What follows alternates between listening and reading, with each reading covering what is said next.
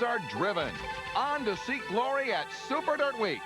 Victory there defines greatness for those who must answer the call. Tonight, we revisit Rolling Wheels Raceway, a scant 1/2 hour from the Mecca of dirt supremacy, Syracuse.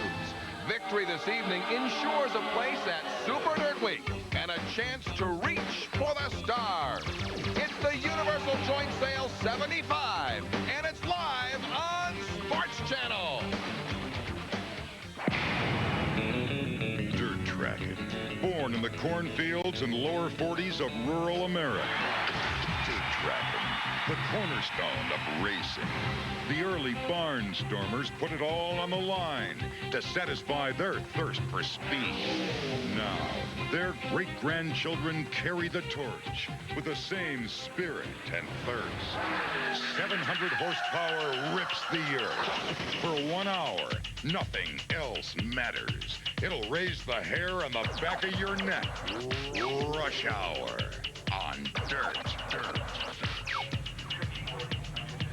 We are live at the Fast Track Rolling Wheels Raceway Park in Elbridge, New York for the Universal Joint Sale 75 Lap Championship. Hello once again, everybody. I'm Doug Logan. Welcome to Rush Hour. Tonight we bring you the 14th of our 18-race Skull Racing Super Dirt Series for big block modifieds. In tonight's race, you're going to see high speeds and plenty of wheel-to-wheel excitement. You combine Rolling Wheels with the Skull Series, and you find out very quickly that dirt modified racing is indeed a contact sport. Joining me is the race analyst for Dirt Motorsports, Gary Montgomery. Gary, the winner of these Skull races get an automatic qualifying berth in the Phase 300 in October's Super Dirt Week at Syracuse. How important is the 300 and Super Dirt Week to these drivers? Very, in a word, very. It is the Super Bowl for World Series for stock car racing. Call it what you want. It's a $500,000 deal. The winner's share is $100,000. To go there with a guaranteed starting spot could make a season for one of these drivers. It's a lot of prestige deal as well. Now, how significant is this Skull Series? Very. A lot of money at stake here, prestige as well, just like we talked about for the Phase 300. Money, $30,000 per race. The top 12 will share in a $60,000 point fund at the end of the season. In the 22 years the series has been running, it has earned a lot of prestige. It's the longest running midweek stock car series in the nation. In those 22 years, only 7 different drivers have won the championship. A prestige deal here again, and money. Now we tell you that dirt modified racing is a contact sport. This year, no one has been exempt, including dirt's very best race drivers. Let's take a look at the videotape. This was a couple of weeks ago at the Lebanon Valley Speedway where the Magnets, Horton and Hearn get together. Wall banger there. This is last Saturday evening. Bob McCready in a brand spanking new mud bus, 20 laps old. He whacks the wall. Remember, he's driving with an injured back as well. And then Sunday night up in Granby in Quebec, the first of the 200 lap races on a restart. Here's Jimmy Horton getting spun around and then bounced around like a ping pong ball, finally going up on his side. Tough break for Jimmy Horton there on Sunday evening. You know, Gary, as we all know, the accident bug has even bitten our Skull points leader, Doug Hoffman. Yet he has persevered, and there's one major reason why. Car owner Billy Taylor, who's down in the pits now with our cowboy, Paul Small. He's been to the top of the mountain with Doug Hoffman as Mr. Dirt Champion in 1991, and he's been to the top of the Winston Cup Mountain with Jeff Bodine, a man he used to work with in his short track days. And now, Billy Taylor, you're back on the dirt circuit with Doug Hoffman again. What brought you back up here? Well, Doug called me after Daytona, and we were talking about, he said, come on back and let's put a deal together, and that's exactly what we did. I said I kind of had enough in the Winston Cup deal because I didn't like what I was seeing, so that's why I came back. You seem to be the most comfortable here with the dirt modifieds. You seem to know more about these race cars than anybody else. Well, I kind of live and eat it, and I spent a lot of time working on it. I live up north with my brother and his wife Shirley. And I worked right there. He put a new building up for me at the dealership, and we got 3 or 4 cars there, and I kind of worked there, and that's about the deal. I run out of his shop. Billy Taylor is indeed a one-man operation with this team. He does everything except drive the race car and do the dishes, Doug. he is something else. Let's bring you up to date now on the Skull Racing Super Dirt Series points picture. Here you see the top 6. The top 3 have been bouncing around all season long. Hoffman now on top by about a 60-point advantage. That's the most he's had. They shuffled the deck last night at the 5-mile point speedway. Danny Johnson was 4th. He's now dropped to 5th after a DNF down there at 5-mile point. The second 12, and if you notice, between 5 and 9, there's only a 15-point separation, so it's very, very close in the middle of the pack here as we wind down the Skull Series for 1996. All right, when we come back, we'll crank it up and kick it into gear and put the pedal to the metal. It's the Universal Joint Sales 75, and this is Rush Hour live on Sports Channel. Rush Hour on Dirt is brought to you in part by CarQuest Auto Parts Stores, Budweiser, Racing Electronics, Wildfire, Bob Hilbert Sportswear, Hoosier Racing Tires, Sunoco Race Fuel, and by Chevrolet, the cars and trucks 36 million people depend on every day. Genuine Chevrolet. Everything you've ever read or anybody's ever said about Darlington is true and then some. Things happen quick, trouble happens quick. You know, it's a tough racetrack to race on. You look at the wall and see all the tire marks, see all the places people's made mistakes. You have to drive it to understand how tough it is and what they mean when they say too tough to tame. Busch Beer is proud to bring you the great tracks in NASCAR, now featuring the Darlington Raceway. You're on the edge all the time here. I mean on the edge.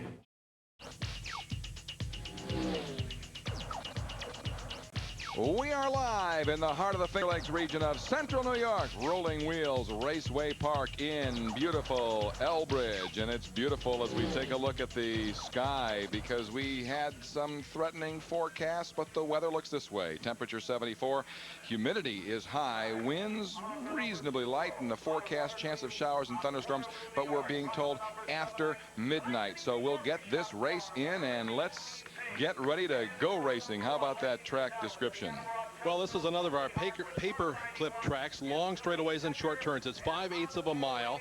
The straightaways are 750 feet long, 9 degrees of banking in the corner. Turn 4 is a problem. It's narrow. There's a wall on the inside and the outside. That's a tough place here at Rolling Wheels. As for the track condition, let's go down to the track and Cowboy Paul Small. Doug, what if they held a race and had 2 different racetracks to run it on? That's what we're dealing with here tonight at Rolling Wheels. The turns here tonight are excessively dry on the inside with a huge tire-eating cushion on the outside. But the straightaways are a completely different story. Look at how tacky and soft these straightaways are. It's enough to practically pull your shoes off. We're talking major league bite, at least on the straightaways here tonight. And one guy who's always been a master of the Rolling Wheels Raceway is Barefoot Bob McCready. Bob, of course, recovering from that crash that he had with a brand new car last Saturday night at Canandaigua. Bob, you're back here on your home racetrack at Rolling Wheels. You always seem to have a lot of confidence in a strong race car here. We've had a lot of good luck here at this racetrack, you know, so yeah, we feel confident here, but starting back where we are, it's going to be a long night. How about the chances for tonight, Bob? We got a good chance. We have a good car, good sponsors, you know, good team. So, I mean, this Kinney Drug Store's car hopefully is going to be up front at the end of this thing. The car seems to be doing well tonight, but how are you doing physically after that crash Saturday night? I'm fine, you know, we just had to get on the mend a little bit, but we're coming back strong. We're going to be fine tonight. Now, this is the old car. I understand the new car is, well, partially assembled, shall we say. Well, the boys at Troy Engineering had some work to do to piece the frame back together and all that, but we should have it done in another week back together and racing again, so it wasn't a major catastrophe anyway. Barefoot Bob McCready in the Kinney Drug Store's car number 9. He's got the old reliable race car out tonight. This is the car that won the last time we were here at the fast track. Doug? All right, thank you very much, Paul. With all due respect to our national anthem, let's take a look now at our race analysis here at Rolling Wheels Raceway Park. This will be a 75-lap championship event. 30 cars will take the green flag. It's $6,000 to win out of a $30,000 total purse. The Rush Hour on Dirt pace car by Chevrolet leads our starting grid as the engines now roar to life. Let's take a look at the starting lineup. We will begin on the pole with the 14J of Alan Johnson out of Phelps, New York. The top 4 finishers in tonight's 4 heats drew for their starting positions, and Johnson drew the pole. Outside row 1, the 91 of Billy Decker. Second row on the inside, starting 3 will be Steve Payne in the Nice and Easy Grocery Shops car 7X, alongside Scotty Prentice. Scotty has won 3 feature races this year, the first of his career. Row 3, third in the school points, Jimmy Horton, and outside the 33 of Jeff Hetzler. Row 4 on the inside is A.J. Romano, the second-generation driver out of Johnstown, driving Skip Seymour. Skip Shoes cars number 4, alongside in the B&F General Machine car number M1 is Frenchtown, New Jersey driver Billy Pouch. Row 5 in the Budweiser number 3, second in the school points, Brett the Jet Hearn. Outside, 11 of Brian Turner. Row 6 on the inside will be Pat Ward out of Genoa, New York, driving the John Finch Trucking and Logging car 56. Frank Cozy's alongside in the Car Quest number 12T. Row 7, Tim Fuller and barefoot Bob McCready. Bobby Varon sits inside of row number 8 in the Council Herald Trucking Tobias car number 35. Hoffman is alongside in the Phil Chevrolet Taylor Motorsports number 1H, 1D. On to row 9, Jeff Trombley and Joe Plazik. Row 10 on the inside, the $19,000 winner from Lebanon Valley a couple of weeks ago is Kenny Tremont. On the outside, the Polteny Flash, Dave Camara out of Polteny, Vermont. Danny Johnson has 2 Skoal wins in '96. Gary Tompkins is alongside. Jackie Brown Jr. out of Kingston, New York is in the 348. He sits inside of row number 12. Alongside is the racing veteran out of Zephyr Hills, Florida. That's Buzzy Rudin in the Sunny Farm Market 00. Lucky row 13, John Moravik in the 44 of Jimmy Chester. Row 14 on the inside is 25-year-old Billy Abel out of Clay, New York in the A&P Auto Parts number 1B. Billy Wilcox is alongside in one of the FX Caprera Car Company's cars. And row 15, the 10 of Randy Sherlock and the 48J of Darrell Ruggles. Jack Johnson qualified for the race in the heats, but he was disqualified when they found that his motor was illegal. He's the 1997 track champion, so he's not in the lineup. The in-car camera tonight being carried by Frank Cozy in the Thumb Racing Car Quest Auto Parts number 12T. All right, the field heads down the backstretch and will swing into turn 3. All eyes will be on starter Dave Farney as Alan Johnson swings this field of 30 cars around turn 3 into turn 4 and down the front straightaway. Dave Farney eyes the field. The green flag is out and the Universal Joint Sales 75 is on at Rolling Wheels Raceway Park. Alan Johnson has the outside, has the first position, the inside groove. Outside is Billy Decker in the 91. They go down the backstretch neck and neck, and they charge off into turn 3. Decker goes in a little deeper, goes in a little harder. He'll come up with the number 1 spot as they negotiate turn 4 and come to line. Decker leads lap number 1 in the Adam Ross Hutstone car number 91. Oh, he really hung on with that outside groove, and now Alan Johnson dips down low in 1 and 2. Does he have the bite? No. Decker maintains the lead, but now only by about half a car length. You talk about the bite. Well, there you see the wheels being lifted right off the ground as they put the pedal to the metal. Then 800 horsepower produces a wheel stander, and it is the number 91 of Decker leading. We've got caution on the speedway. A car is spun over on the back straightaway, and I believe that's A.J. Romano in Skip's car's number 4. That is right. A.J. Romano spins in turn number 2. He fires it up and will fall in at the back of the pack. We are 2 laps in. Our heat winners, Bobby Varon, Billy Decker, Tim Fuller, and Bob McCready. The consolation winners tonight, Dave Camara and Danny Johnson. What a duel at the front over the first 2 laps. Unbelievable. And Paul Small talked about the track condition, how tacky it was. Well, you're seeing it, an inside groove and an outside groove. I hope this lasts all the 75 laps, Doug. This could be a great, great race. The Adam Ross car, the number 91, they have lost their primary engine. Their big engine that they run at Lebanon Valley in the big tracks is broken. They're using a backup engine. It's not supposed to have a whole lot of horsepower. This is a horsepower track when they try to make the traction with this very tacky clay. So I'm a little bit surprised that he's able to pull off the pass and the lead, and it was a great, great start for Billy Decker. Well, we see a Decker is currently 4th in the point standings, and he's looking for his first win on the school tour in '96. The 35, that was Bobby Varon, new driver out of Sharon Springs, New York, in the Council Herald, Clinton Herald, number 35. He's making a pit stop here on this caution. All right, we are at Rolling Wheels Raceway Park. This is the Universal Joint 75, and we'll be back with more. You are watching Rush Hour live on Sports Channel. Rush Hour on Dirt.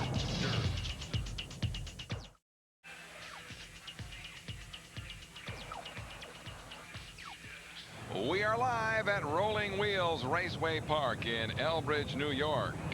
for the Universal Joint Sales 75 and Skoal Racing Super Dirt Series event. We have a replay of the last incident that brought out the caution involving A.J. Romano in the number 4 machine. Here we see AJ being tapped in the rear. Well, that's what caused him to go around. The 3 car got a hold of the 4 car, and we'll be polite and call it the 3 and the 4 car, and that sent the second generation driver around. He has picked it up at the back of the pack. Brett Hearn nearly gathered into the incident there in turn 3. All right, the green flag flies once again. We are back underway again. Decker goes high. Alan Johnson down low. Billy Decker is across the start-finish line first. He leads our event as again in turns 1 and 2. Alan Johnson stays low. Decker has him high. Well, it all depends on where you score the race, and of course it's only at the start-finish line, but they swapped the lead back and forth a number of times all the way around this 5/8 mile track. Jimmy Horton has moved up to the number 3 spot. Payne runs in 4. Back in 5 is Billy Pouch as a complete lap number 8. Continue to run side by side through the corner. Allen has now changed lanes. He's going to go to the top of the racetrack for a while. He'll fall back, is now go to the bottom in turn number 3 and 4. You can see it's a lot longer around the outside, but that's where you keep up the momentum. There's a little contact as they leave turn 4, cross the line side by side, but the 9 has to go to the 91 of Billy Decker, Franklin, New York driver, the Quality Hardwoods, Adam Ross car. Both of these drivers have experienced a great deal of success here at Rolling Wheels. Decker 4 career wins here, including a 1988 Wheels 200 victory. Alan Johnson has 2 wins here this season to go along with his 261 other feature dirt modified victories.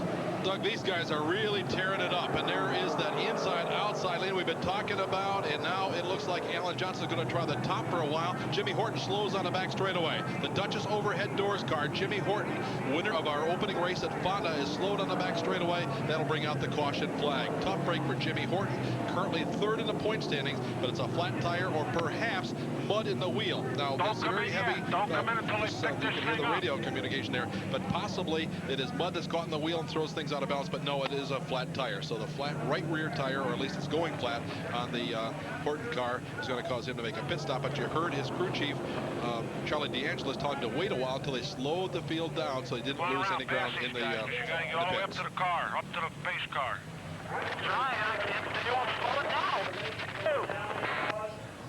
The race. Ready to get over right there. Don't make them get right there where the turn is.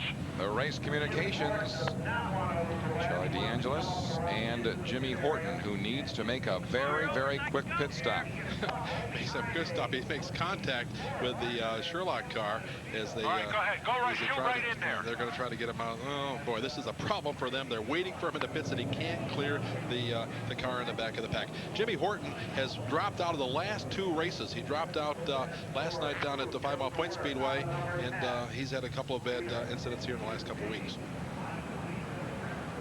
We actually had a situation where Jimmy was blocked from being able to get up to the pace car to report into the pits. Yeah, that's right. You can pass under caution up to the pace car, and that's what he was trying to do. That's what Charlie was trying to direct him to do. And there you see the action in the pits, and they're trying to get the car up in the air to get the jack under it, first of all, and replace the tire and wheel. He overshot the pit just a bit. Let's go down to the pits and Cowboy Paul Small. The Duchess 87 and Jimmy Horton coming in for a tire stop. And Gary, you were absolutely correct. With that right rear tire down, the car is so low in the back end that they physically cannot get the jack under the car. Jimmy just stalling the car now, is backing up into his pit stall. So we're going to get out of the way here. As he backs up a couple of feet, I tell you, this is definitely not what Charlie DeAngelis and the Duchess Dream Team were hoping for tonight. Now the right rear tire that they had wanted to put on the race car has rolled back about 15 feet behind the car, and this tire is absolutely destroyed. You get a close look at it here. There is nothing left of that Hoosier Racing tire. The right rear going on now. It's a little bit of a disorganized stop for the Duchess Dream Team, but they are going to get Jimmy Horton back onto this racetrack. Doug? Well, he has already lost a lap. This field has already gone around the track once. We are 13 laps into our 75-lap championship event. And there you heard that there's no mud cover. That's the foam that you just saw. You discussed it crew, remember throwaways, they're telling them to stay out of the cushion. That foam insert is to keep the mud out. Oh boy, they are very, very disappointed. Some progress here in the race. Billy Pouch is third. He came from the 8th spot. And Danny Johnson, you'll remember him from 32nd, I think it was, to 4th at Lebanon Valley a couple of weeks ago. He is to 8th from 21st. So Danny Johnson, out of the consolation, is on a tear here in the early going. Man, this track has been very, very, very friendly to Danny Johnson as well. I don't think it's going to be friendly to anybody tonight. That cushion is a killer. It is really going to build up here in a hurry. You can see it is there already, but they'll continue to throw the clay from the bottom to the top. It'll be knee-high to a bumper jack, as they say. And that can actually cause a tire to be ripped from the rim. They catch it, and it'll just tear the wheel tire right off the rim. And there we go. Down on the bottom is Decker trying to come back to the top. It won't work as they come to the line. Alan Johnson leads. Here comes Payne. He'll take over the number 2 spot. Decker falls to 3. Billy Pouch runs in 4. Jeff Hetzler is in 5. Bob McCready rides 6. Down the back straightaway, the battle is for the number 2 spot. Decker on the bottom and Steve Payne up on top. Into turn 3, turn 4. There's Bob McCready in the number 9. Doug Hoffman in the number 1, further back in the pack, but trying to make a move as well. Here's McCready going up on the top now. He's racing with Pat Ward in the 56, and Danny is right tight behind him. There you saw a shot of Billy Pouch trying to take over the number 3 spot from Billy Decker. Pouch working the bottom of the racetrack, and here we see McCready again. The mud flying. Oh, that berm is beautiful, but it's also brutal. Here is McCready trying to run down Jeff Hetzler as they come to the line. McCready is in 6th. Hetzler in 5th. Now McCready loves to run the outside berm, doesn't he? He loves to run it, but the secret is getting up to it, not over it, and not into it, as we've said so many times now, to tear that tire off. So McCready is going up to the top of the racetrack and trying to run down Hetzler. We've got caution on the speedway. There's Kenny Tremont, the winner from Lebanon Valley 2 weeks ago. He is apparently has, well, I'm not sure, but I would guess it's a tire problem, maybe just mud. No, well, yes. That is Mr. Dirt Track USA you're looking at right there. Kenny Tremont out of West Sand Lake, New York. And a couple of weeks ago at Lebanon Valley, wasn't that a sensational story on dirt? It certainly was. The Tremont family so very, very faithful to that racetrack, and they had never won that particular race despite all the championships. But it's more, going back to Tremont now, that's more than tire or mud, because there was something broken in the suspension. You saw the sparks flying. The rear end had shifted. W-link probably broke. Again, that's a problem with this berm we're talking about. They bounce up against it, and it can tear up the suspension as well as the tires. And I believe that's what's happened to Kenny Tremont in the Fane Concrete, car number 115. Meanwhile, how about the Hurricane, Steve Payne, who started inside the 2nd row. A nice and easy Bicknell, 35 years of age. Steve Payne making a very strong bid here on the heels of Alan Johnson. He certainly is. Those are 2 McNell cars running in the top spots. Pete McNell out of St. Catharines, Ontario, the chassis constructor. He's a racer as well. He used to just race, and he decided he could build a car for himself. It worked, and he's made it for a lot of people now. Alan Johnson, his car is owned by Bill Trout, sponsored by Honeywell Auto Parts. Brand new car that they pieced together here. Brand new, I shouldn't say brand new 1996 car, but it's been pieced together after a couple of wrecks the last couple of weeks. They weren't expecting great things from that, but it was a tiger in the heat. So I expected a lot from it, but they said no, they were having problems. Let's go back to the M1, the black machine of Billy Pouch, 39 years of age. He's racing with a broken bone in his right hand, but I tell you, this guy is fast no matter what machine he's in.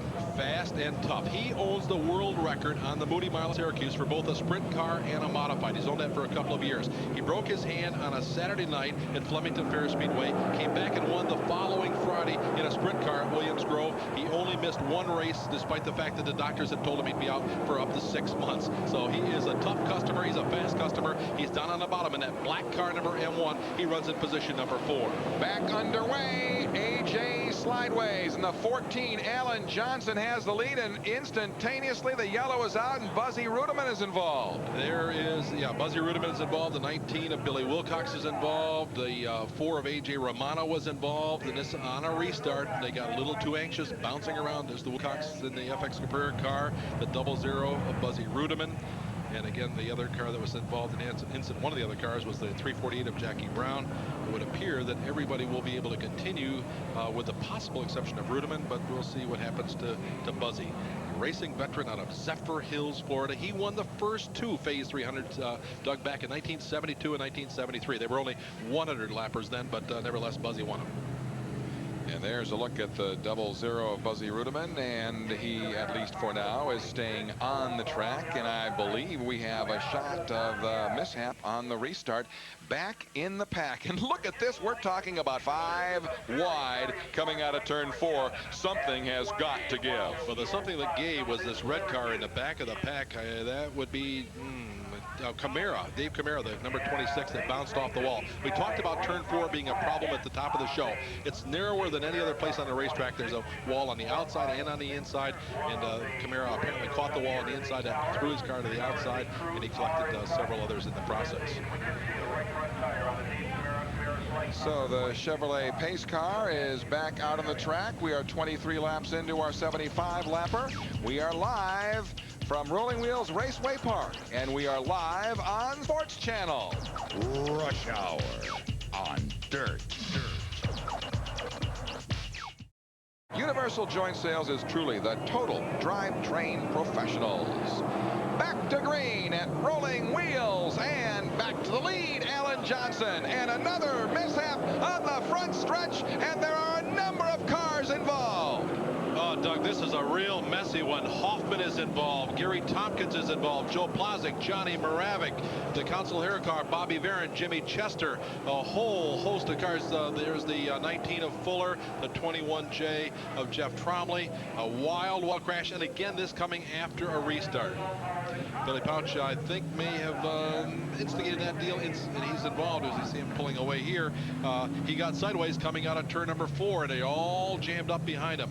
Fortunately, most of the cars are pulling away. There you see Joe Plazik pulling away in the Plazik Auto Recyclers. Maple Leaf Special car number 1, McCready moving by on the inside. That's just, they were not involved. They're going by on the inside as the car is coming out of the accident. Let's take a look at the replay of that incident again coming out of turn 4 on the restart. And there's the sideways car of Billy Pouch, and then the chain reaction. Danny Johnson in the white number 6 getting into the Pat Ward car, and then with no place to go, the rest of the field comes charging down. There's Hearn taking evasive action, going way down on the bottom of the racetrack. Now watch also the number 1 of Doug Hoffman. He's our current Skoal points leader. He gets hit, spins, and watch him actually bring the car around in reverse and use the Billy Pouch machine as a little bit of a buffer so he doesn't get hit again. I'm not sure that was planned the way you scripted it, but that was, if it was, that was a great move. And he got a little bit too far away from the Pouch car, and then somebody may have made contact, but not serious, and he'll try to fall in, but he was involved in the incident. All the cars in the crash go to the back of the pack, and that's a tough break for all the drivers, but our point leader, Doug Hoffman. Don't let lightning strike anywhere close to those guys, because look at that Hoffman, Hearn, Horton right there. Yeah, we talked about the magnets at the top of the show. That's not our term, but that's what Jimmy Horton calls himself, or actually calls his car and Hearn's car. So they're going to restart from the back of the pack. So we got heavy hitters up front. We got heavy hitters in the back. This is going to be a great show if we can only get some consecutive laps under green. The 2 cars that are not going to be able to restart apparently are the 32 of Gary Tompkins and the 44 of Newfield, New Jersey driver Jimmy Chester. Those 2 cars going out of this incident on the hook. We're going to listen into the scanner of Doug Hoffman, who will be talking with car owner Billy Taylor.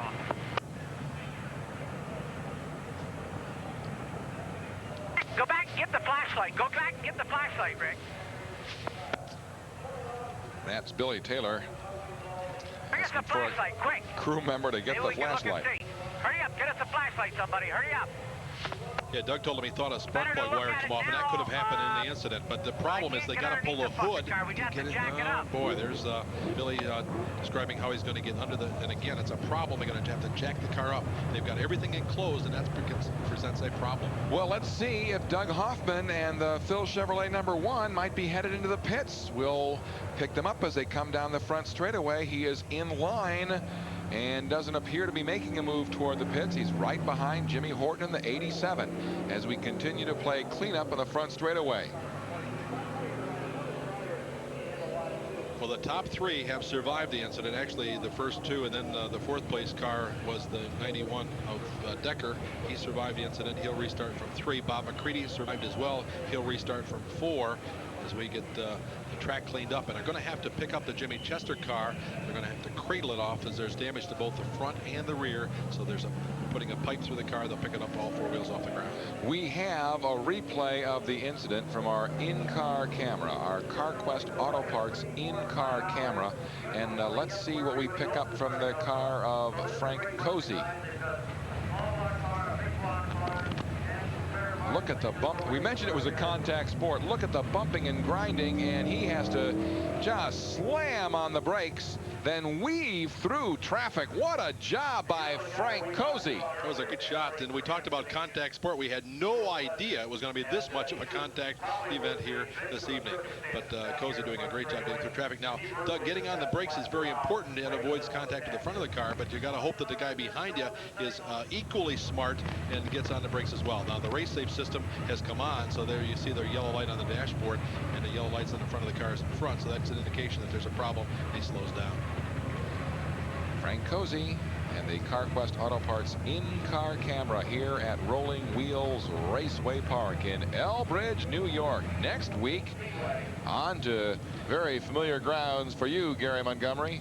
My Saturday night race place, and that's the Canandaigua Speedway, the Land of Legends, the Ontario County Fairgrounds, and it'll be a great program there as well. We'll always have a great racetrack, and we look forward to having all the folks viewing in and watching the action from the Land of Legends. Canandaigua Speedway Auto Trader will be presenting that sole racing event there 1 week from tonight. Who has been hot at Canandaigua this year? Bob McCready, Alan Johnson, and Joe Plazik, and they shuffled the deck in points just last Saturday evening when both Alan Johnson, and we showed the clip earlier of Bob McCready being involved in crashes. Joe Plazik came from 3rd to lead in the point contest. So and Gilly Tagg won his first ever feature there earlier this summer. So the hot guys are Alan Johnson, Joe Plazik, and of course Bob McCready. Bob McCready, a 6-time track champion at that track, including the last 4 years in a row. Hopes to repeat again this year, but right now he rests in 3rd in the point standings, but there's only a dozen points that separate the top 3. Now we take a look at the individuals involved in the crash. We can tell you, my last count, we have 19 cars in this race, which means that we have lost 11 thus far to attrition. We'll have a recount about the time we restart. We have now one other car coming out of the pits to rejoin the fray. Johnny Moravec brings the water wagon. Johnny out of Peña, New York. He was involved in the incident. It's a family affair. His brothers have made repairs to the water wagon, and they'll have Johnny back at the back of the pack, but he has probably lost a lap, maybe even 2. There is a look at the number 6 of John Moravec.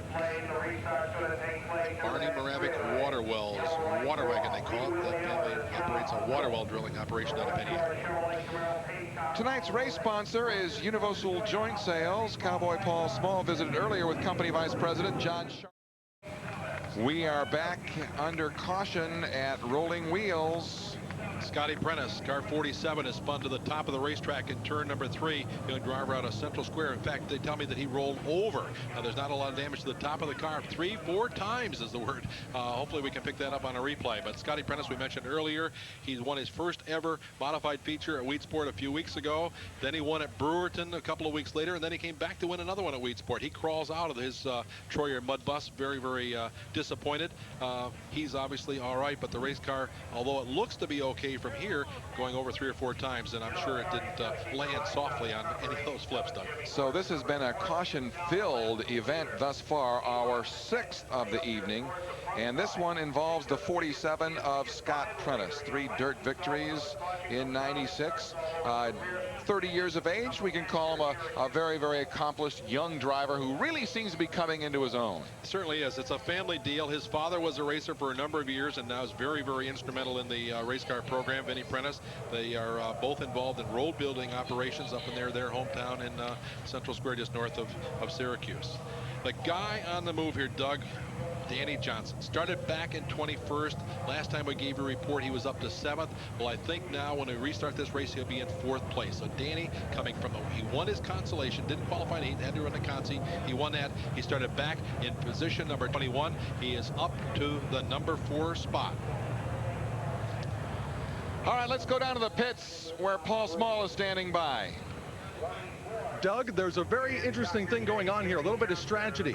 Billy Taylor has brought down a few tires plus a portable air wrench system right to the edge of the racetrack. The reason? He doesn't want to have the same fate befall him that befell Jimmy Horton earlier in this race. You remember Horton's crew had to go all the way back to their pit area to change tires.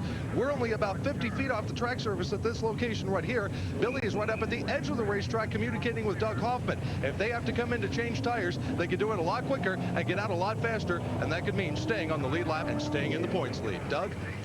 That is how you crown a champion. Billy Taylor thinking ahead, and he has this constant and continuous communication with his driver, Doug Hoffman. Let's talk about somebody else who is on the move. Right behind the Payne and the Alan Johnson car, the number 9 of Bob McCready, who started in the 14th position, 7th row outside. He's now running 3rd. We saw him dodge that bullet here just a few laps ago when the Billy Pouch triggered that incident, and as you say, he's moved up to the number 3 spot, driving a car. This is the old reliable car. He had that brand new one out Saturday evening, made 20 laps with it, then extensive damage to the wall. We've talked about that earlier. So old reliable is back, and old reliable is really perking here at this rough racetrack. So the master of going faster, the 45-year-old driver, father of 3, out of Watertown, New York, barefoot Bob. The deal goes back a long time ago when he started racing. The car was so small there wasn't room for shoes, so he went barefoot, and that's where he came up with that handle. We are nearing the midway point of the 75 lap, where we've got 2 cars running very strong up front, and 2 cars in row number 2 who are really pressing, putting the metal to the gas right now, and we are back underway at Rolling Wheels.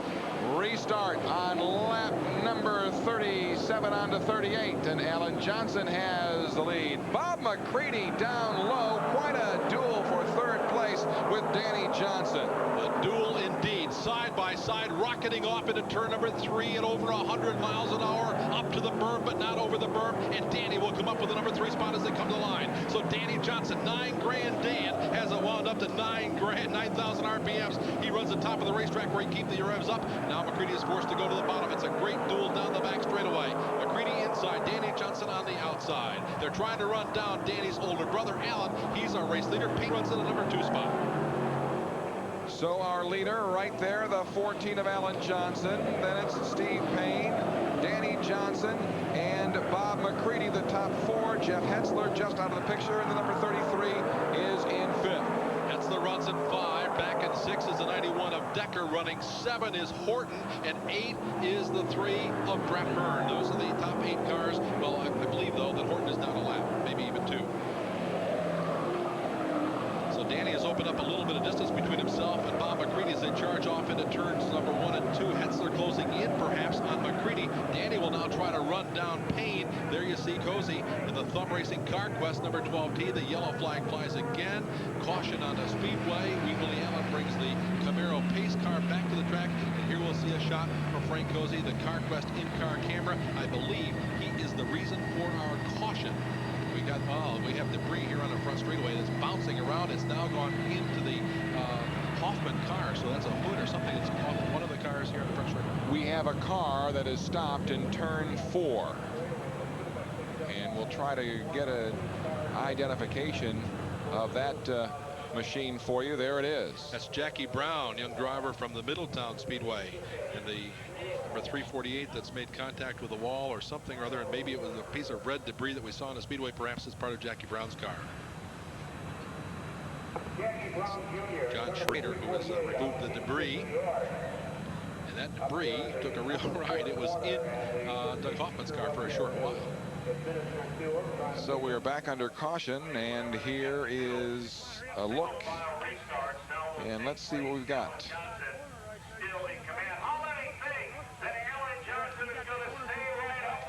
That is debris from Doug Hoffman's car on the front straightaway. And then also the car stopped in turn 4, brought out this caution. We are 41 laps into our race. 41 laps in, but we're not that many green flag laps, unfortunately. Caution laps will count with the exception of the final 4, or final 3, excuse me. Final 3 will be under green regardless. Well, of course, this Skull Racing Super Dirt Series event winner will never been to Super Dirt Week. Mark it down on your calendar for 1996 because it is something special. The greatest spectacle on dirt, Doug. These cars on the big mile at Syracuse is absolutely an outstanding affair. All right, Paul Small is standing by down in the pits. Paul, take it away. Talking to Mike Hazlett a couple of seconds ago, Barefoot Bob McCready's crew chief. Bob says whoever gets to the top of this racetrack and can stay there will probably win this race tonight. Danny Johnson went up to the outside in the Freightliner number 6, and Bob says if he's stuck down on the bottom, the car's not handling well, he doesn't have enough, he thinks, to get to the front of the field unless this track condition changes again. We're going back to green, Doug. Gets more difficult now because the restart is single file. We have some bumping and grinding once again as the green flag goes out. Brett Hearn improved his position dramatically. He is up to number 5 right now as he blew by about 3 race drivers on the restart. He's got the outside groove. Quick on the draw, involved in that altercation were Hoffman and Joe Plazek, but here we see the battle for the number 3 spot heating up again.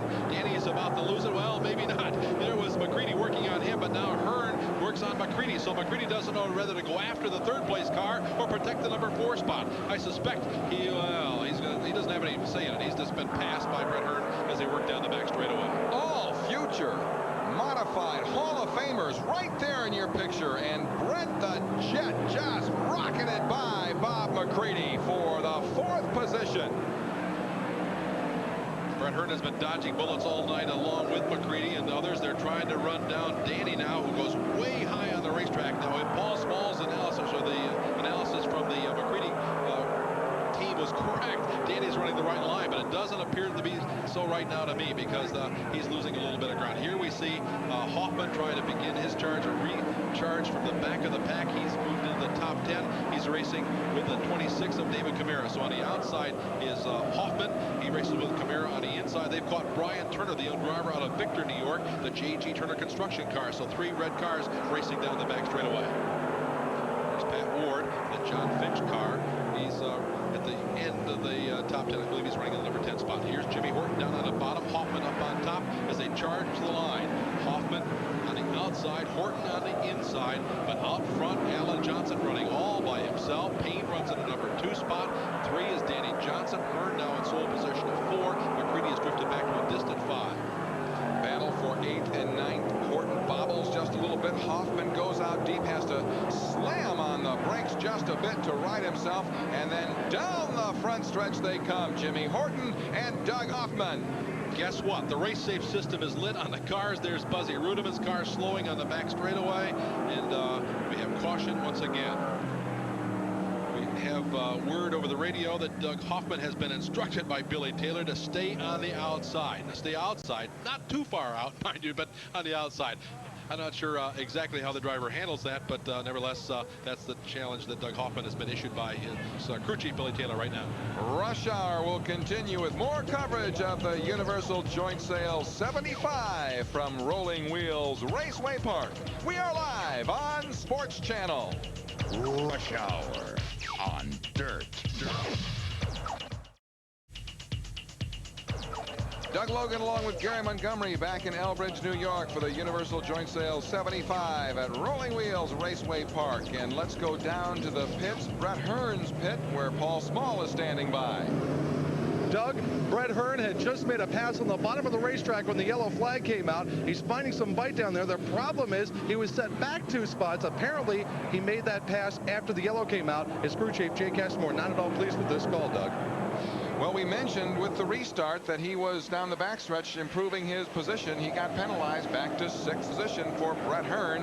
And let's see how he responds from that spot. Up front, it's Alan Johnson. Then the 7X of the Hurricane, Steve Payne. Then Danny Johnson in the number 6. Bob McCready in the 9 machine.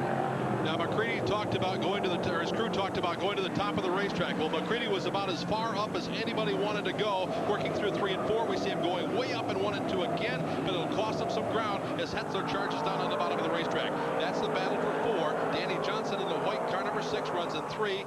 McCready is in 4. Hetzler is in 5. They're trying to run down the lead pair, Alan Johnson and Steve Payne.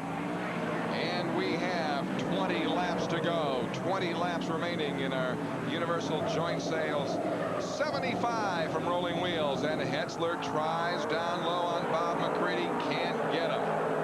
There's still a lot of bite left in the racetrack. You saw McCready lifting the left front wheel in the air as he negotiated and pulled out of turn number 2, got on the gas and lifted the front of the car right up, and that indicates there's a whole lot of bite left in the track, although it's getting a little dusty down at the bottom of the corners. McCready continues to run that high line where he told us it would work, and Hetzler works the bottom, and there you see Hearn again just showing up in the screen.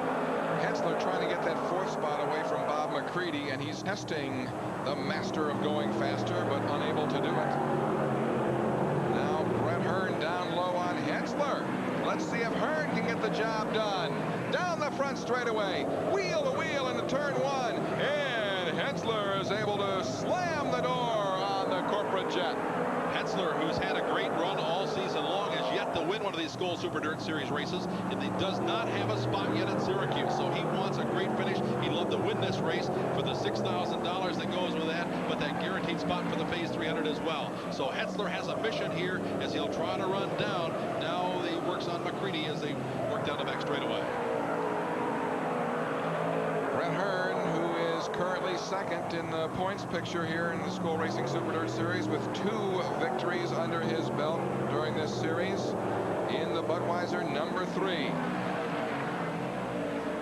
Brett finished 2nd last night at 5 Mile Point to Doug Hoffman. He was hoping to regain the Skoal points lead tonight, but it's coming very, very tough for Brett, and sparks out of the Bob McCready machine. Well, he's really banging it up against that cushion, and that can wear out a car in a hurry. McCready is consistent there with the top groove, hammers it up to the berm, and that can bend a lot of parts, tear the tires off, as we talked about earlier. But that's the line he's chosen, so he's going to stick with it.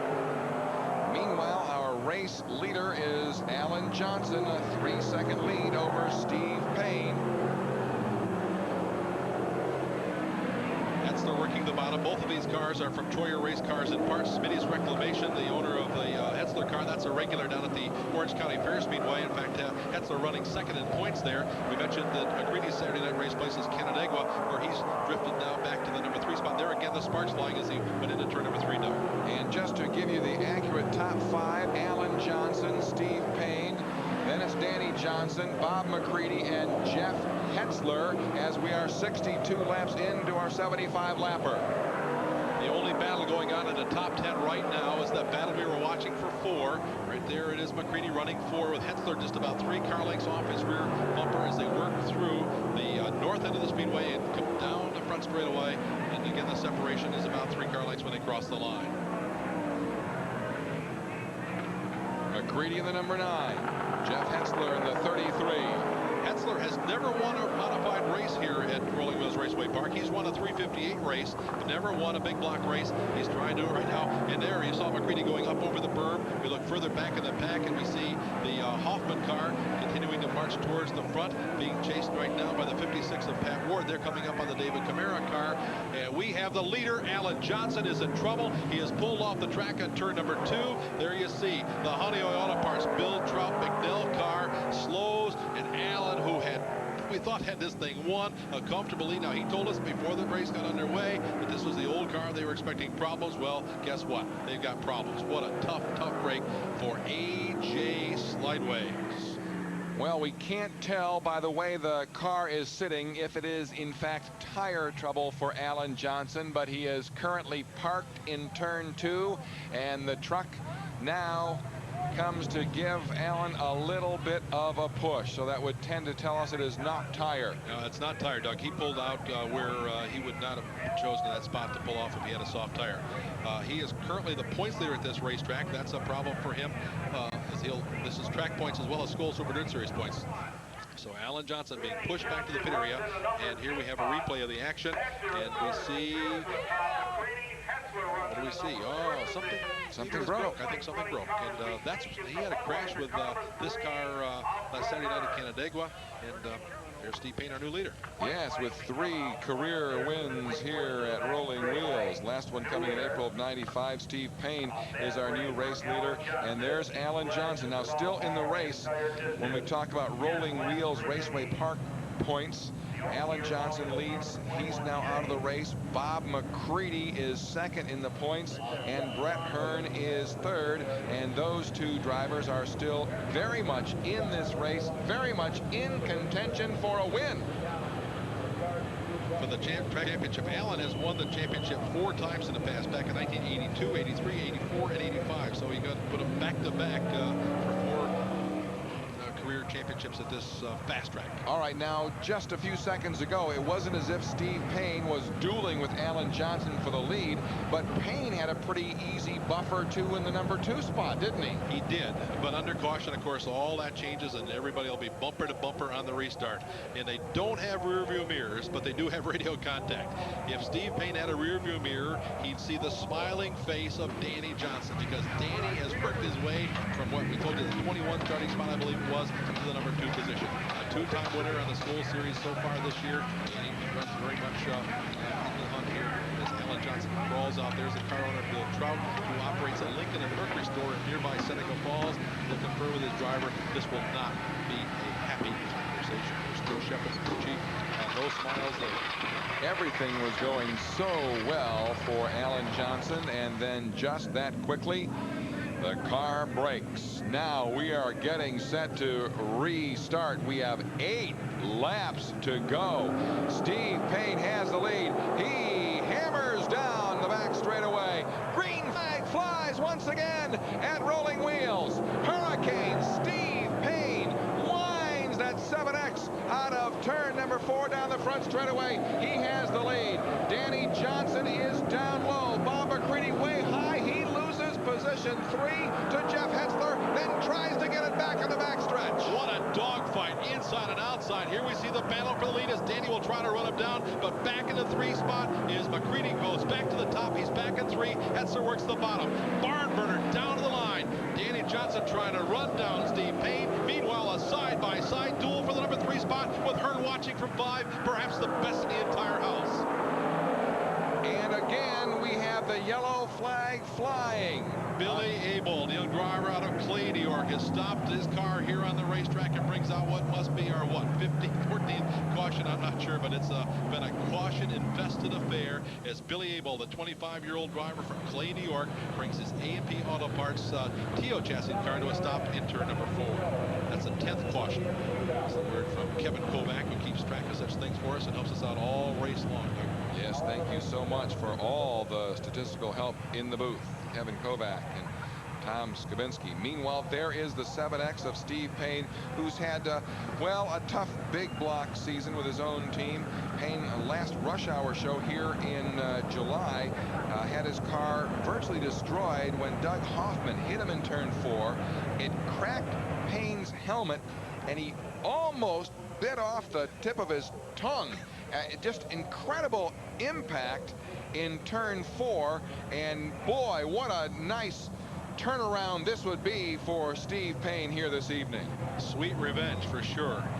Payne, who does more traveling perhaps than any other driver in the dirt circuit. He runs the Quebec circuit on the weekends in a car from Quebec, and then comes back. He does that on Friday and Saturday evening. Then comes back to run his small block Chrysler powered car at Weedsport on Sunday evenings. And he picks up races all season long with the Scholes big block and small block series. So he's one of the busiest drivers in the entire Dirt Motorsports organization. He's single. That helps, of course, if you're going to chase all these races. His dad and mom and dad are very supportive of his racing activities, as is a girlfriend. All right, down the back straightaway, green flag flies once again from Dave Farney. Out of turn 4, down the front straightaway. We now have 3 laps to go, and the Hurricane has the lead at Rolling Wheels. The Hurricane leads. The battle is for the number 2 spot. Hetzler flies by on the inside. Danny charges back on the outside. Wheel to wheel it well over 100 miles an hour. Closer than they park their haulers in the pits here tonight. Hetzler on the bottom, Danny on top. But as they race side by side, that allows Payne to open up about a 4-car length advantage. 2 laps to go. 2 laps to go for Steve Payne. The battle for second. Danny Johnson and Jeff Hetzler. Hetzler trying it on the inside, but Danny Johnson gets the bite out of turn 2 and down the back straightaway into turn 3 now. Danny bobbled just a bit. He went up over the berm, and it didn't seem to cost him anything as he still holds the advantage. There's, you see the white flag. 1 lap to go. Danny and Hetzler battling out for 2. continues to lead down the back straightaway. Johnson has the second position. Third is Hetzler. Fourth, McCready. Fifth is Hearn. Out of turn 4. Now the nose of the car down the front straightaway. And the winner of the Universal Joint Sale 75 is the Hurricane, Steve Payne. Well, we talked about the sweet revenge, and Payne comes up with the win. Danny got that exciting battle for the number 2 spot. Hetzler will get 3. Bob McCready comes home in 4. Brett Hearn finishes in the number 5 spot. All that, of course, is unofficial. Well, 4th career win here at Rolling Wheels Raceway Park for the Hurricane, Steve Payne. The last one coming in April of '95, and he's going to steer that 7X to victory lane here at Rolling Wheels. This will be a very, very happy victory lane party. As the 35-year-old driver from nearby Waterloo, New York, parks the Nice and Easy grocery shops, Janelle Corporation, Pabst Blue Ribbon Special in Victory Circle. And down the